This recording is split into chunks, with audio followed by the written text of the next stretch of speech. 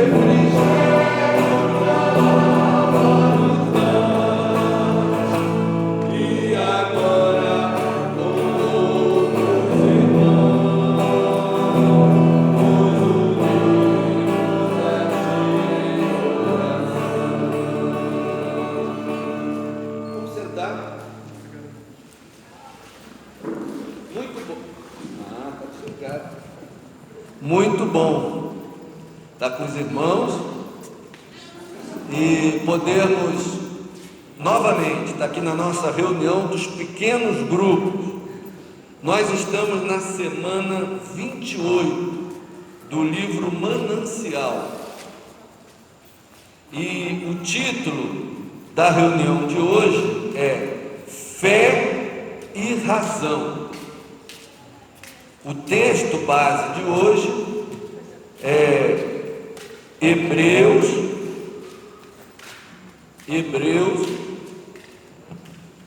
11, de 1 a 3. E a primeira pergunta do quebra-gelo é: quando decidimos viver pela fé e conhecer melhor a Deus, vivendo biblicamente, você concorda que fizemos uma decisão racional de glorificá-lo? Vou explicar melhor essa pergunta. A decisão de seguir a Jesus é só algo emocional ou também é uma decisão racional? O que vocês acham? Seguir Jesus é só emocional ou é racional também? Ao longo do estudo nós vamos debater sobre isso. Até nos pequenos grupos depois podemos debater sobre isso. Tempo de orar. Vou convidar a diaconisa Maria de Jesus que vem aqui à frente orar. Se você tem um pedido especial, quer colocar na presença de Deus, levante a sua mão. Esse é o momento de oração.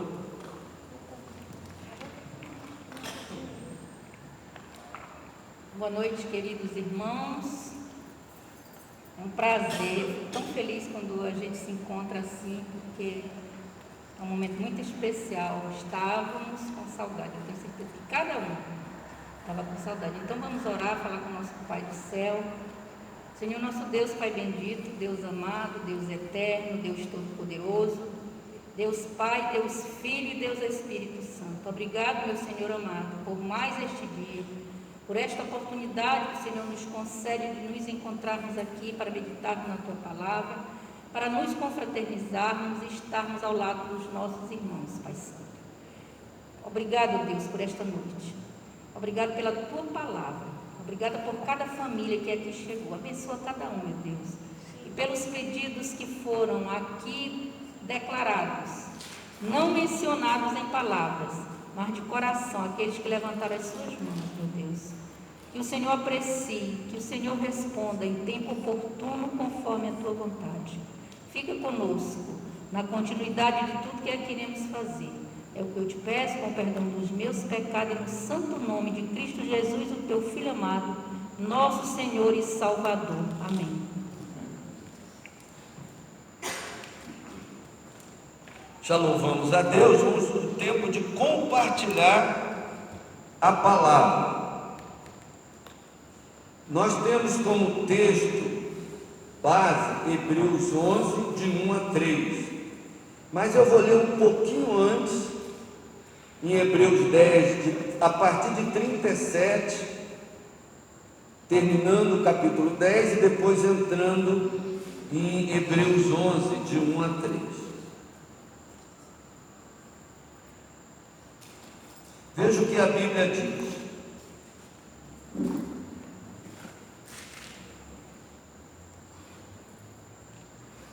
Porque ainda dentro de pouco tempo, aquele que vem virá e não tardará. Todavia, o meu justo viverá pela fé, e se retroceder, nele não se compraz a minha alma. Nós, porém, não somos dos que retrocedem para a perdição. Somos, entretanto, da fé para a conservação da alma. Capítulo 11 de Hebreus. Ora, a fé é a certeza de coisas que se esperam, a convicção de fatos que se não veem. Pois pela fé os antigos obtiveram bom testemunho. Pela fé entendemos que foi o universo formado pela palavra de Deus, de maneira que o visível veio a existir das coisas que não aparecem. Amém? Vamos orar. Senhor nosso Deus, nosso Pai, muito obrigado pela Tua palavra, Senhor.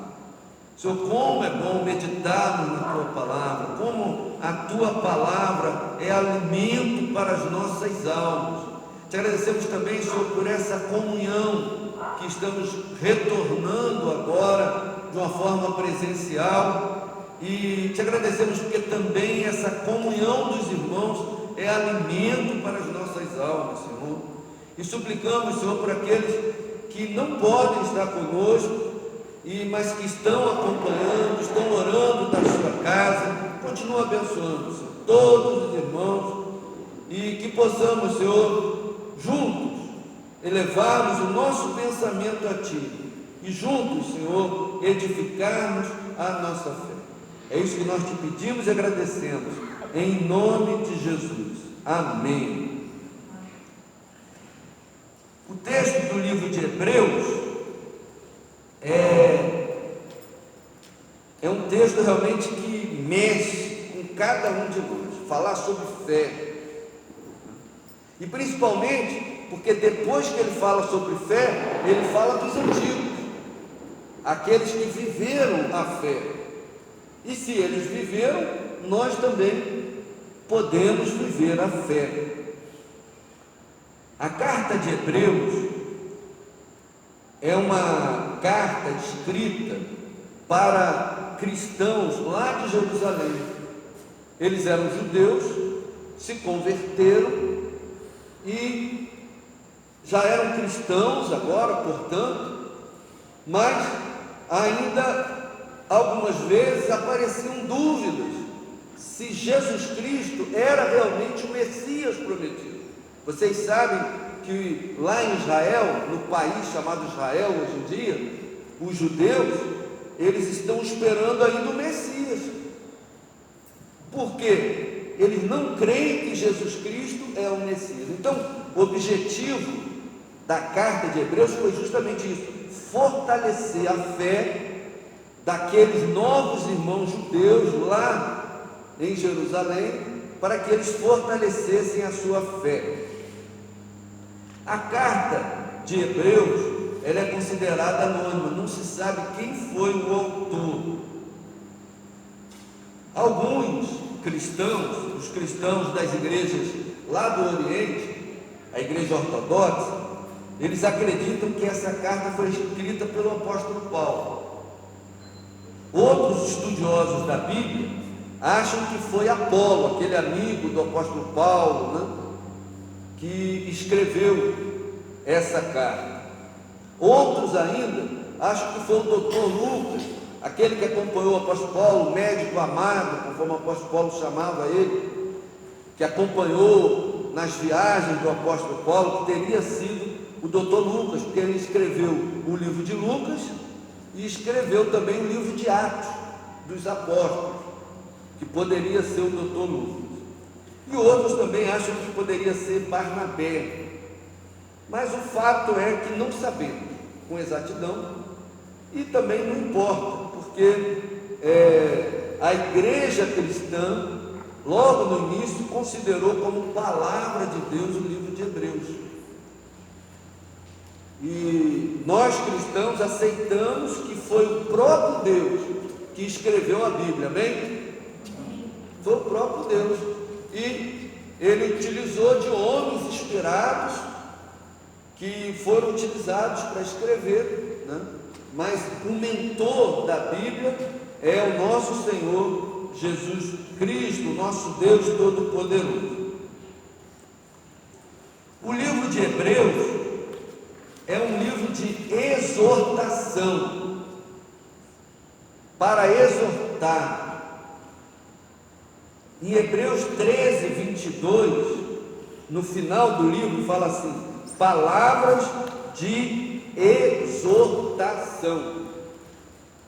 Então, realmente, Hebreus é para nos exortar, para nos chamar a atenção, para fortalecer a nossa fé. E essa carta, principalmente, fortalece a nossa fé em Jesus Cristo. E no capítulo 10, aquele finalzinho do capítulo 10 que eu li com vocês, são apresentadas várias exortações para que todos nós possamos perseverar na fé, ficar firmes na fé. E o capítulo, e os versículos que eu li, do 37 a 39, falam uma das expressões que são bases do Novo Testamento: o justo viverá pela fé. Meus irmãos, o cristão vive pela fé. A gente não consegue ver às vezes as coisas que vão acontecer, mas a gente está orando, pedindo a Deus, confiando em Deus, e Deus entra com a sua providência e tudo se resolve, amém? É assim a fé. A fé a gente não consegue pegar, não consegue medir, não consegue pesar a fé, mas ela move os nossos corações. O justo viverá pela fé. Aí o escritor entra no capítulo 11 de Hebreus, e ele, para poder fortalecer a nossa fé, ele fala: olha, um monte de gente que já viveu teve fé. Então, no capítulo 11, tem vários exemplos de fé de pessoas que eram persistentes, que tinham esperança e principalmente acreditavam nas promessas de Deus, amém? Quantos creem na promessa de Deus? Levante a mão aqui, amém. Glória a Deus. Como é bom sermos persistentes. Deus nos dá essa força, isso é fé. Para isso, são apresentados exemplos de homens e mulheres, lá do Antigo Testamento, que foram fiéis a Deus. Começa a falar, pela fé Noé, pela fé Abraão, pela fé, e aí vai, no capítulo 11 todo, falando sobre fé de muitas pessoas que foram fiéis a Deus, né? Cita aqui, ó, Abraão, Isaac, Jacó, Sara, Moisés e muitos outros são lembrados que tiveram fé e que perseveraram, para que nós também hoje em dia possamos perseverar. O capítulo 11 é conhecido como os heróis da fé. Como é bom, né? Saber que existiram pessoas que eram iguais a nós, não eram diferentes em nada de cada um de nós, mas foram pessoas que tiveram fé, e por isso eles foram chamados de heróis da fé na história do povo de Israel. Hebreus capítulo 11 é um estímulo para todos nós, para que continuemos firmes na fé e na esperança. O comentário do autor da reflexão do dia 6 de julho, que é a base do nosso roteiro dos pequenos grupos, ele utiliza o versículo 1 como base. Ora, a fé é a certeza daquilo que esperamos e a prova das coisas que não vemos. E ele faz alguns comentários bem interessantes no capítulo 6. Quantos trouxeram aí o seu manancial? Eu falei, ó, traz o manancial. Vamos lá, isso. O manancial é uma bênção, né? Tem reflexão para cada dia. Nós estamos lá meditando no dia 6 de julho. Vai ser importante no pequeno grupo. Está com o manancial. E aí ele fala que a fé é a confiança naquilo que Deus prometeu. Que a fé resulta em uma vida de fidelidade, uma vida na presença de Deus.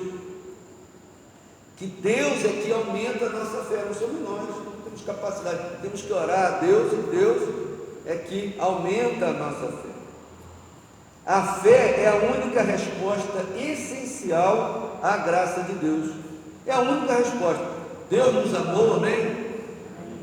Deus, pela sua graça, mandou o seu Filho amado Jesus Cristo para nos salvar, amém? E aí qual é a resposta que nós damos, né? É ter fé.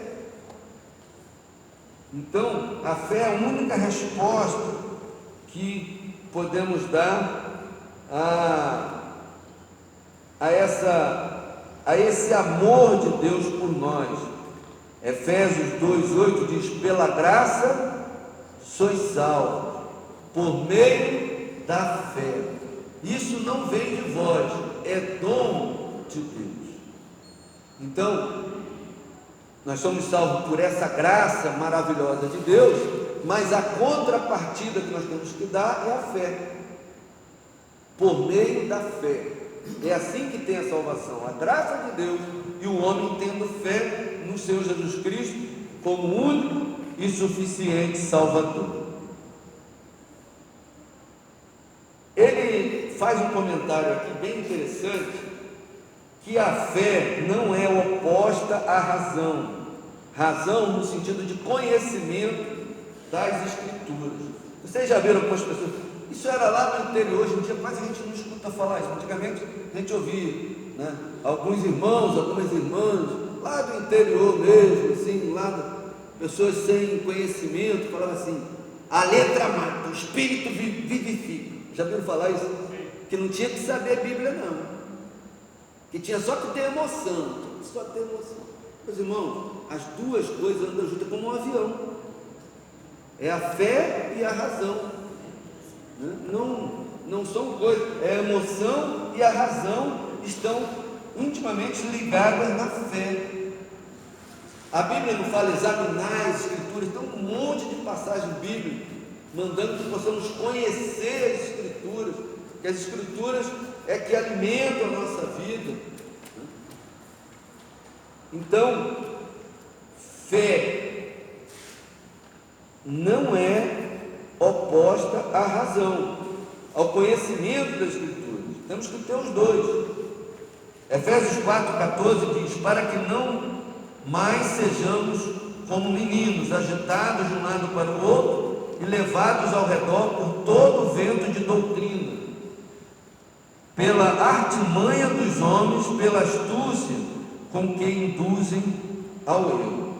É por isso que muitos falsos profetas estão aparecendo por aí, falando mentira, dizendo que, dando nomes para eles, um monte de nome bonito aí, dando títulos para eles, e estão enganando o povo, porque o povo não conhece as Escrituras, não estuda as Escrituras. Por isso que esses homens estão enganando muita gente aí. Então, devemos não ser levados ao redor por todo vento de doutrina. Aparece um inventando uma coisa nova aqui, aí todo mundo quer fazer aquilo, todo mundo quer seguir aquilo. Onde está escrito na Escritura que é assim? Não está escrito. Então, um monte de moda que está aparecendo por aí contrariam as Escrituras, e não pode ser assim. Então, não podemos ser levados ao redor por todo vento de doutrina. Efésios 4,14. Há um pastor, escritor muito conhecido no meio evangélico, chamado John Stott, e ele fez uma afirmação bem interessante. Olha só: a mente bíblica não é aquela que apenas cita versículos, mas é aquela que é capaz de raciocinar nos parâmetros da Bíblia, com lógica harmônica, quer dizer, tem que ter harmonia dos textos sagrados. Não pode pegar um versículo isolado e dali fazer uma doutrina, porque tem um versículo assim. A Bíblia, ela é um conjunto, ela é harmônica, existe uma harmonia entre os versículos. E o autor do texto, ele trouxe essa citação. Eu vou dar como ilustração, como exemplo, só para os irmãos, o papagaio. O papagaio, ele decora um monte de coisa. Se você pegar pequenininho e for ensinando, ele decora. Mas ele não entende aquilo que ele está falando? Não. Tem gente que é assim, cita a Bíblia, mas não vive. Não vive, só fala igual o papagaio, né? Mas não vive aquilo que está escrito nas Escrituras. Então, a Bíblia é um conjunto. E o autor do texto, da reflexão, ele fala assim: que o Senhor nos deu uma fé inteligente e cheia de fé na Bíblia, que a nossa pretensa inteligência humana não impeça de crer, e que a nossa fé não nos impeça de pensar. Amém? Nós vamos dividir nos pequenos grupos. Eu vou chamar os líderes aqui à frente dos pequenos grupos. Temos aí a irmã Diaconisa Maria de Jesus, a irmã Diaconisa Terezinha, temos a irmã Paula também, está conosco, Sidney Paula, a professora Sidney Paula. Então, vamos fazer igual nós fizemos na quinta-feira passada. O pequeno grupo, a alegria do Senhor, fica aqui, né? O outro pequeno grupo da Diaconisa Maria de Jesus aqui, mais à frente ao lado, e lá atrás o da Diaconisa Terezinha, tá bom? Deus abençoe. Depois nós vamos reunir outra vez, cantar um cântico, dar os avisos, fazer a oração final e vamos partir para o nosso lanche. Deus abençoe.